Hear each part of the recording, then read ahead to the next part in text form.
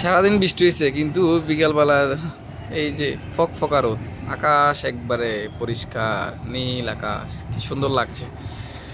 সকাল থেকে পর্যটক শূন্য ছিল রাঙামাটির পলেল পার্ক, কিন্তু না, এখন মোটামুটি ভালোই লোক আসতেছে বোট দিয়ে।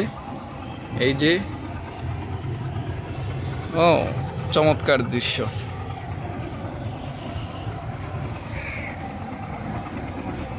মোটামুটি অনেক লোক হয়েছে রাঙামাটির পলেল পার্কে, কিন্তু সকাল থেকে ধরা যায় বিকাল অবধি, বিকাল বলতে 3টা অবধি কোনো লোকই ছিল না, একবারে জনশূন্য ছিল। এখন বোট ভরে ভরে লোকজন আসতেছে। পানি বৃষ্টি হওয়ার আগে পানি ওই 7-10 দিন আগে পানি অনেক দূরে ছিল, এখন পানিতে পরিপূর্ণ কাপ্তাই হ্রদ। তাকাইতে পারতেছি না, যাই হোক।